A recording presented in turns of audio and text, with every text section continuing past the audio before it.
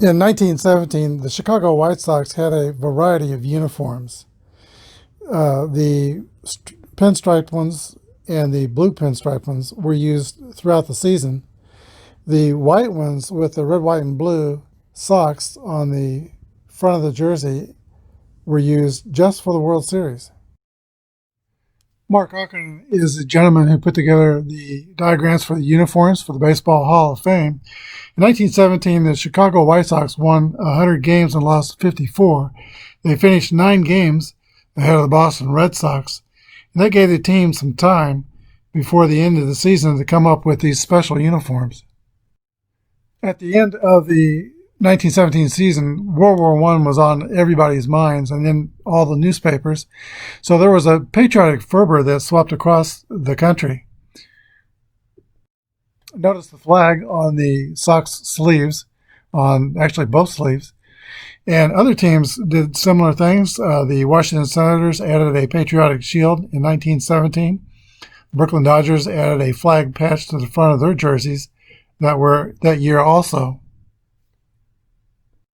In this colorized photos of the 1917 Chicago White Sox World Series, you have the outfield for the Chicago White Sox, utility players Eddie Murphy and Shannon Collins to the left, Joe Jackson in the middle. Happy Felsch is next to Joe Jackson, and then Nemo Labold.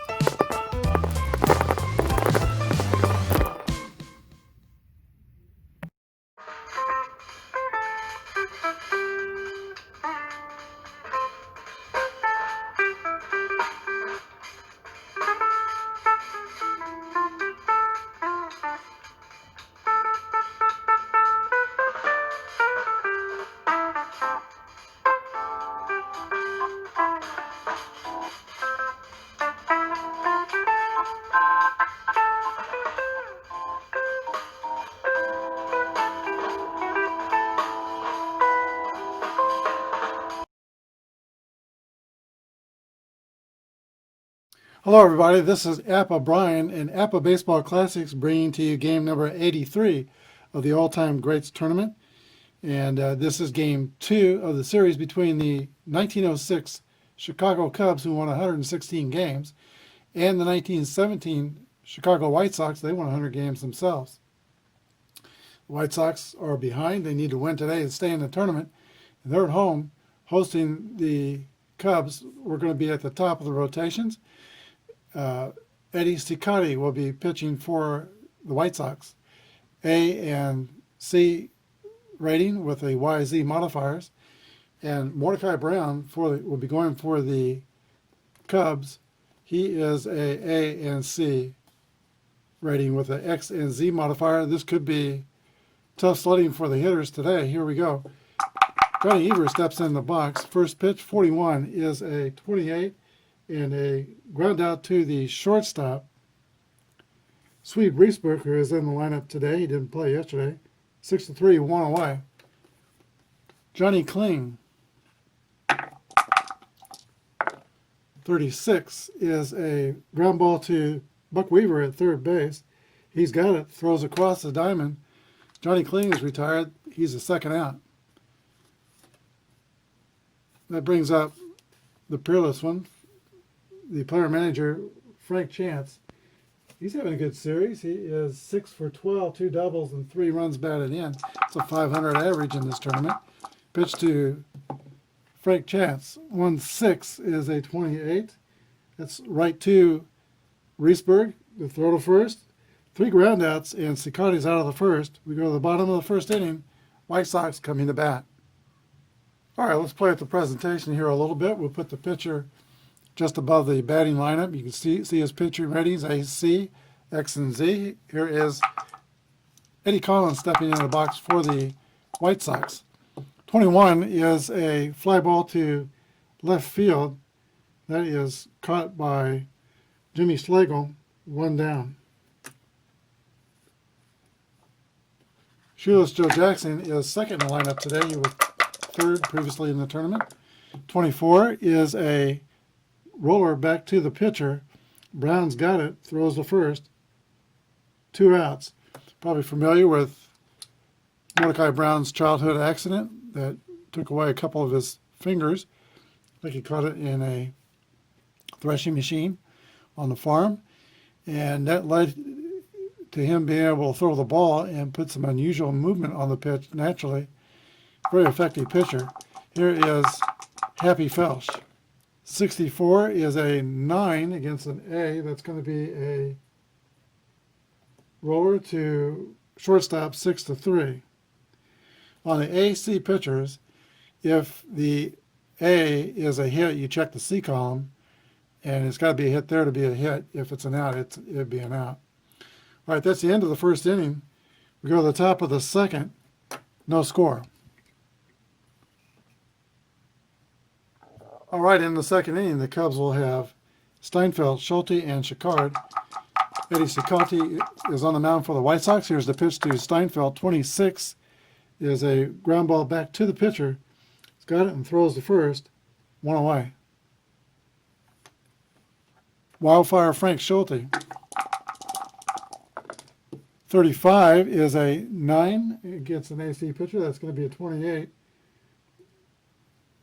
Ground out to the shortstop, Reisberg.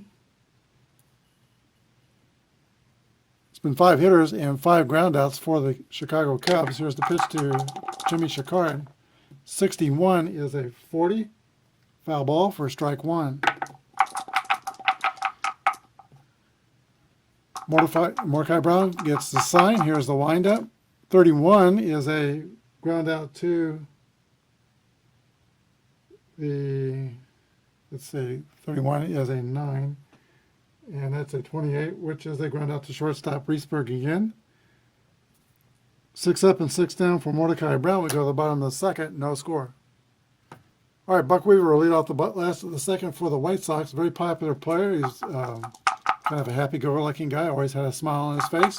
Here's the pitch to George Weaver. 62 is a swing and a miss. Strike 3. Might not be smiling now. 1 down. Chick Gandil.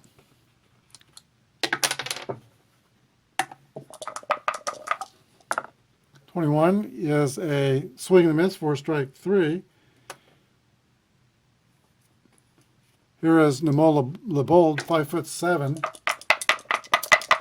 outfielder for the White Sox. 1-1 roll. That's going to be a hit column roll for Nemo LeBold. And it is a 52. It's a single.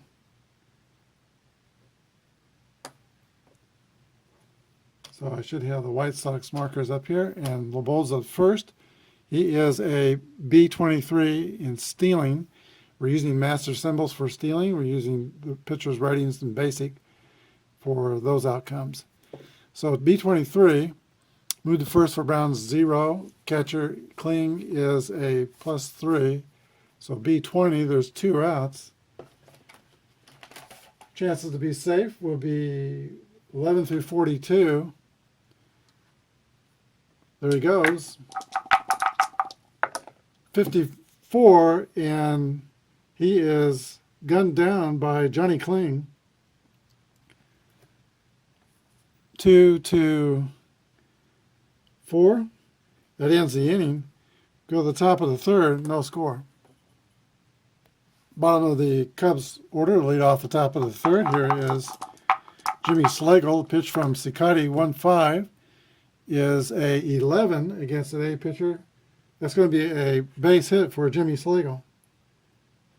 First hit off Cicotte. E30 stealing. The E will not let him steal until there's 2 outs or after the 6th inning, any outs. Joe Tinker.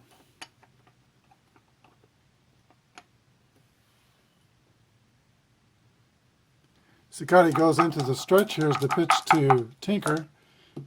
36 is a 12. That's going to be a 1-6-3 double play.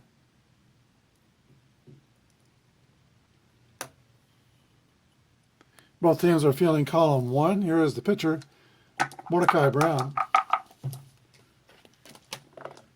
56 is a pop out to the catcher, Ray Schalk. Final out of the top of the third. We go the last of the third. Cubs nothing, White Sox nothing. Each team has one hit in the game, but the pitchers have faced the minimum. Here's Ray Schalk leading off for the White Sox. 42 is a 22. That's going to test the, let's see, catcher. It's a little dribbler in front of the plate, and Kling's got it, throws to first, 1 out. Here's the shortstop, Sweet Risberg. 1-4 is a fly ball to left field. Jimmy Schlegel is under it, pats the glove, and makes the catch. Now the pitcher, Eddie Cicotte. I don't know if that's pronounced Cicotte or Cicotti. We'll go with either today. 42 is a 36, is a ball. 4, walks the pitcher.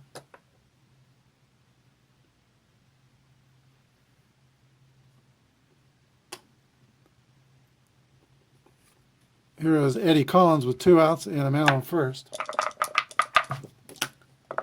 1-2 is a 25. That's going to be a ground ball to second base. Johnny Evers is up with it, throws the first, 3 outs. We go to the top of the 4th inning, no score. All right, at the top of the 4th, we're at the top of the Cubs order. Evers, Kling, and Chance. This is not just dead ball. There's 2 great pitchers out there. Cicotte, 1.53 earned run average, 28 wins in 1917. Mordecai Brown, 1.04 ERA and 26 wins in his 1906 season. Here's the pitch to Johnny the Crab Evers. 1-3 is a 14. That's going to be a base on balls.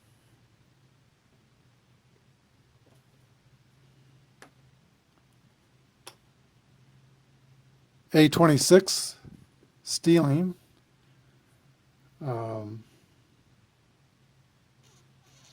Kling's +3, 0, say A23 would be a 11 through 45 chance. Here's the catcher, Johnny Kling.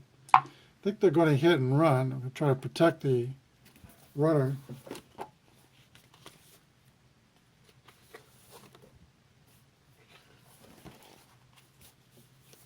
So there goes Evers. Here's the pitch to Kling. 63 is a 31. That's going to be a single to right center.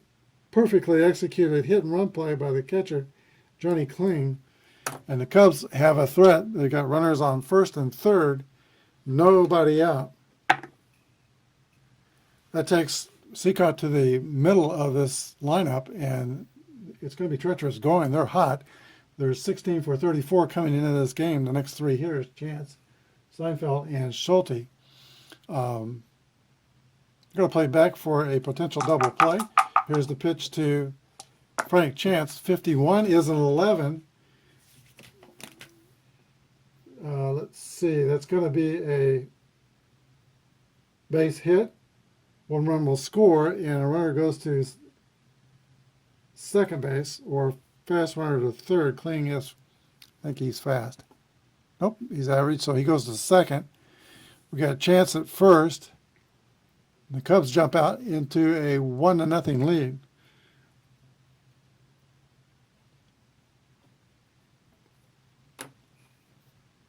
Harry Steinfeld comes to the plate. There are still no outs, and we're going to run a double steal.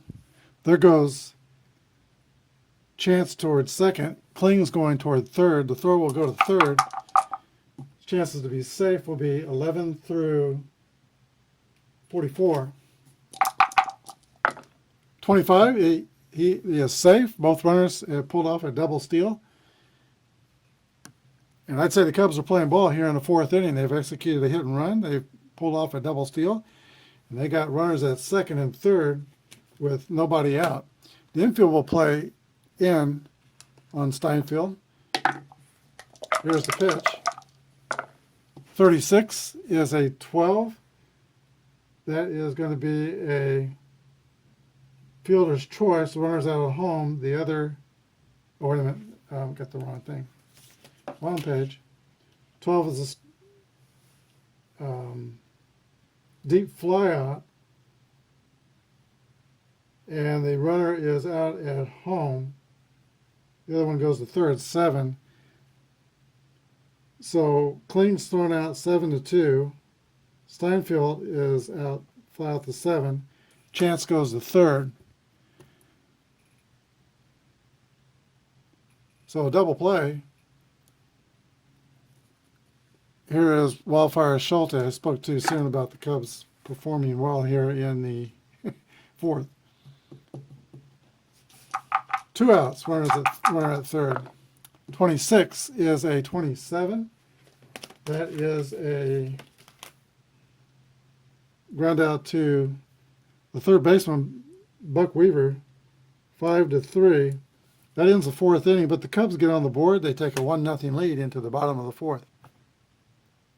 Mordecai Brown completes his warm-up tosses here in the bottom of the fourth. He's got Joe Jackson leading off for the White Sox. Here's the pitch to the left-hander. 32 is a 26. That is a ground out to Johnny Evers at second base, 1 down. Here's center fielder Happy Felsch, 308 hitter in 1917. 54 is a fly ball to right field. Jimmy Chikara ranges over toward the line and makes the catch, 2 down. Buck Weaver struck out his first time up. 64 is a 39, strike 1.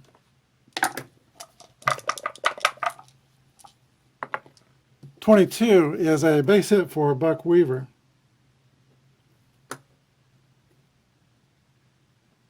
All right, with 2 outs, Weaver's at first, D27 stealing. So he could go 27. Mordecai Brown's move the first is 0, Kling is a 3. So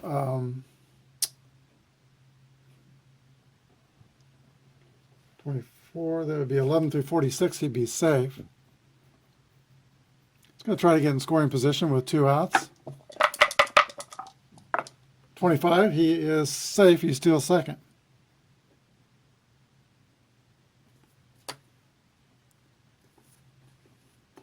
He's there in scoring position for Chip Gandil. He could tie the game with a base hit. Here's the pitch to Gandil. 1-5 is an 11, and that is going to be a single. Let's see, I think that's going to be a single. Let's double check. Get on the right page. That is a base hit, and the runner scores. 1-1 here at Comiskey Park.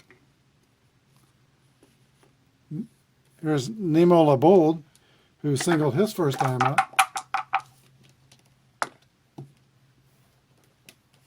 45 is a 14, 2 balls and no strikes.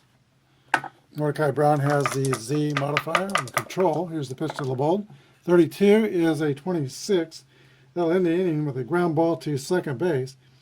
And the second baseman Evers goes to Tinker the short way to retire Gandil, 4-6. But the White Sox are on the board. We go to the top of the 5th inning.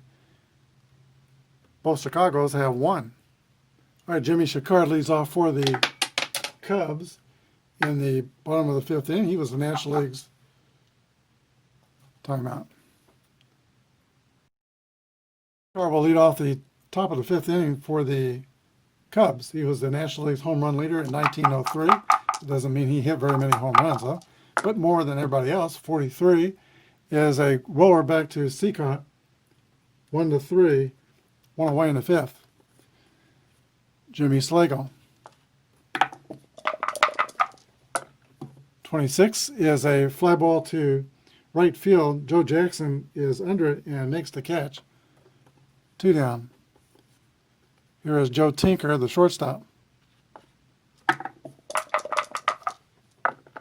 36 is a ground ball to third base. Buck Weaver's got it, throws the first. 3 up and 3 down for the Cubs in the 5th. We go to the bottom of the 5th. Cubs 1, White Sox 1. All right, Mordecai Brown will be pitching to the catcher, Ray Schock, Sweet Richburg and Eddie Sicati in the last of the fifth. 25 is a 9 against an A. That's a ground ball to shortstop, taken by Joe Tinker, the throw to first, one away. Here is the White Sox shortstop, Sweet Richburg. 41 is a ground out to the shortstop. And Tinker makes that play. Eddie Sicati. 42 is a 36, ball one. 26 is a fly ball to right field. Jimmy Chicard's under it, makes the catch, and Mordecai Brown works a 3 up and 3 down last of the fifth. We go to the top of the sixth. Cubs 1, White Sox 1. Three-finger Mordecai Brown leads off for the Cubs. 45 is going to be a base on balls. He walked the pitcher. Okay, Seacott walked the leadoff hitter in the fourth. That led to a run. See what happens in this inning. Johnny Evers is the batter. Evers was that man who was walked. He's going to square around and try to sacrifice Brown to second. Here's the pitch. 62 is a 29, and that's going to be a ball fielded by the first baseman. He throws the second to get the out at second, and it was going to be a 3-6 fielder's choice. Brown's retired at second. Johnny Evers is the runner at first. A26 stealing. Move to first for Seacott's 1. Shock's throwing is might be 5 to his favor, so that's 6 off. So that'd be A20 if Evers wants to try to steal second. 11 through 42 chance. Johnny Kling. Another hit and run. Here's the roll on the hit and run table. 22 is a 7. That's going to be a single, but no, against the AC pitcher, used 26. Ground out to second base, 4-3. Now Frank Chance. 2 outs. Runner in scoring position. Chance is 1 for 2. Hitting 500 for the series. 65 is a 35. That's going to end the inning. Pops out to Buck Weaver at third base. We go to the bottom of the sixth inning. We're tied 1-1. Eddie Collins will lead off for the White Sox. He is struggling in the series. He is 3 for 16. Here's the pitch by Mordecai Brown to Collins, 43. Ground out to Mordecai Brown, 1 away. Here's shoeless Joe Jackson, 0 for 2 today. 51 is an 8 against an A. Is going to be a fly ball to center field. Wildfire Schulte is under it and makes the catch. Here's Happy Felsch. Felsch has rolled out the shortstop and fly to right today. 34 is the roll. That's a fly ball to center field. And Schulte has got that one. We go to the top of the seventh. Score is 1-1. Third baseman Hap Steinfeld leads off for the Cubs. The Cubs have only 2 hits on the day. They have 2 hits and 2 walks. Here's the pitch to Steinfeld. 56 is a base on balls. It's the third time that Seacott has walked the leadoff runner. Steinfeld is a D29 stealing.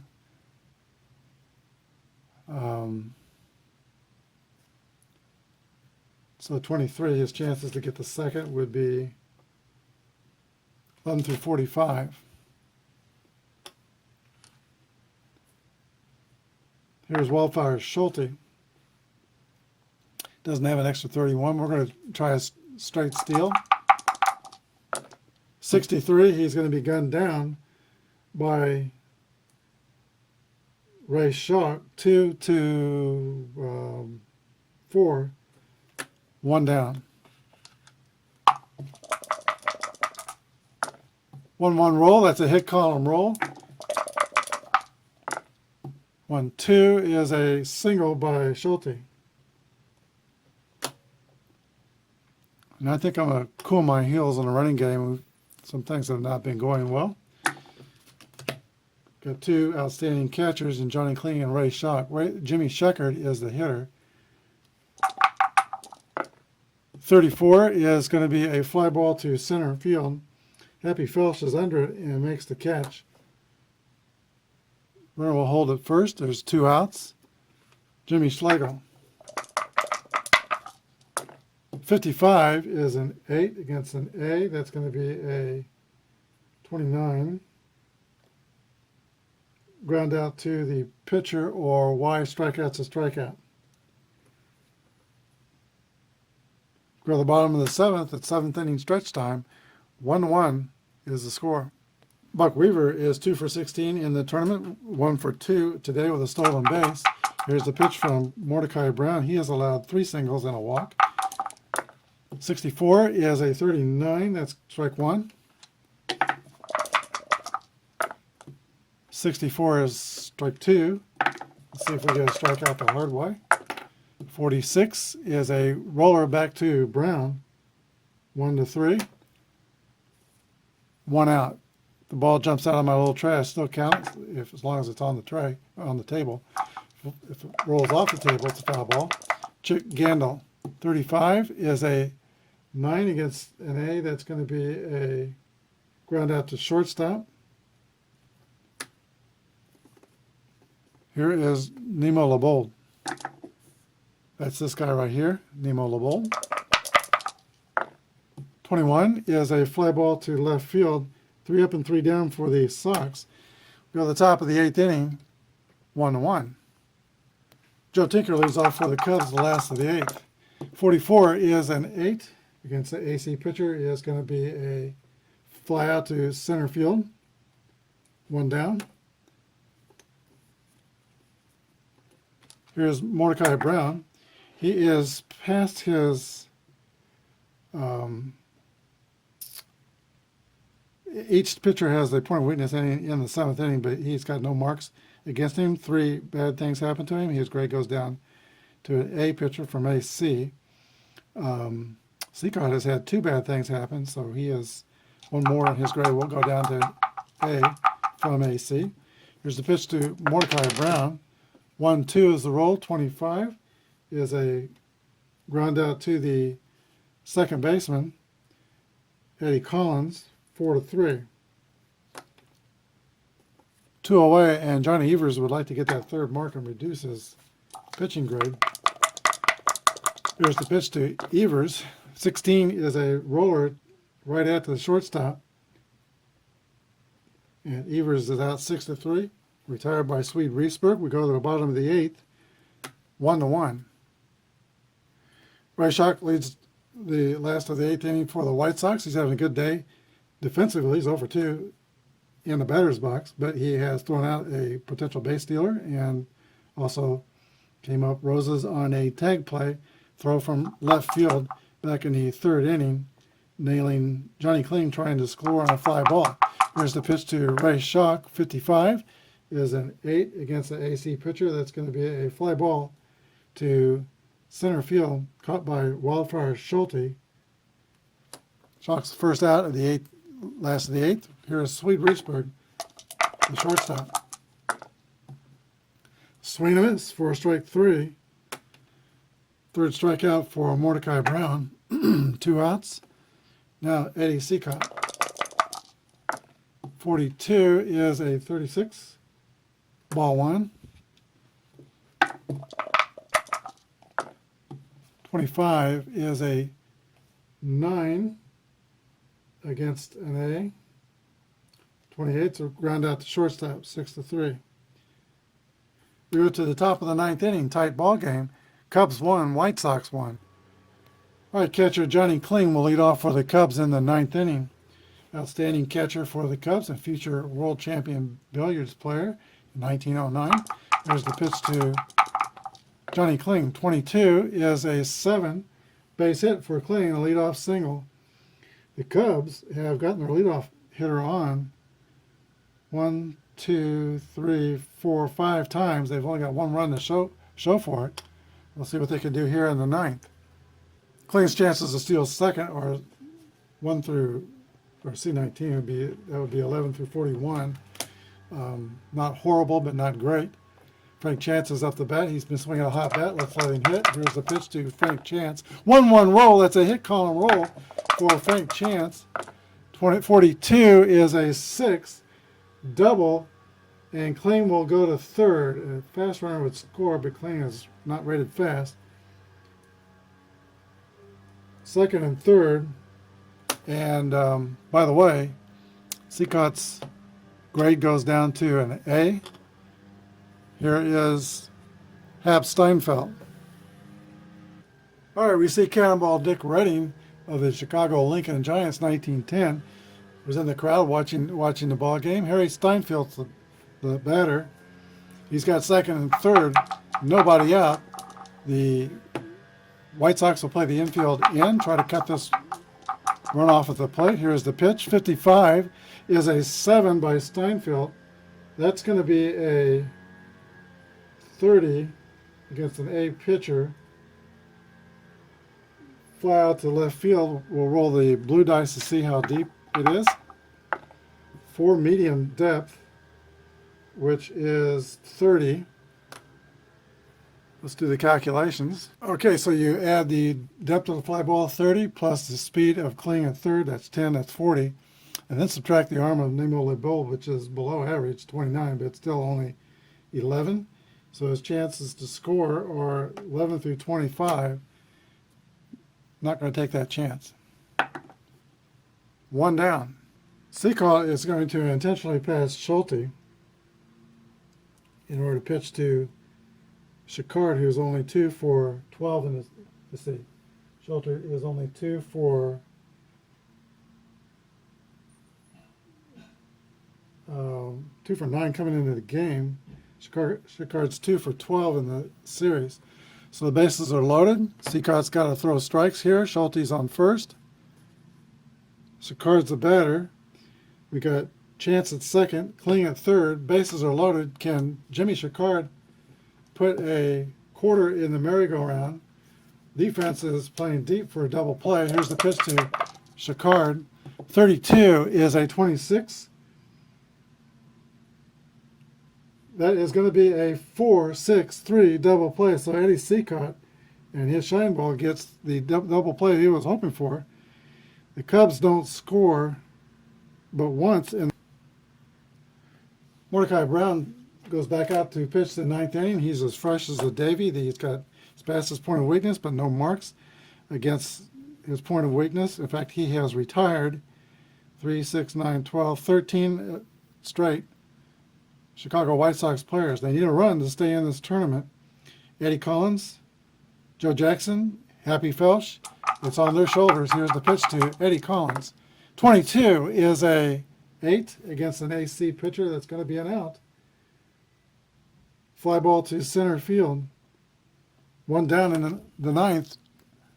Cubs have 2 outs to go to eliminate the White Sox. This is Joe Jackson. There's the pitch to Shoeless Joe. 1-3 is a base on balls. Tying run is on first. E30 stealing. Take 3 off that. E27 would be 11 through 53. Happy Felsch is the batter. Joe Jackson wants to be in scoring position. Here he goes. Here's the throw from Kling. 41 is going to be close. He is safe.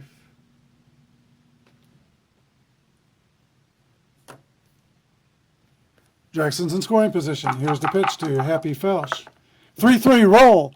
That's a 7, and it's going to be a single. Jackson scores. Felsch gets the game walk-off base hit that keeps the White Sox in the all-time greats tournament. and evens the series at 1 game apiece. We'll be back with a wrap-up. This was a very closely contested contest, well played. Neither team has made an error as yet in this series. The Chicago Cubs scored 1 run on 6 hits and no errors. The White Sox scored 2 runs on 4 hits and no errors. The winning pitcher was Eddie Cicotte. 9 innings pitched, 1 earned run, 6 hits, a strikeout, and 4 walks.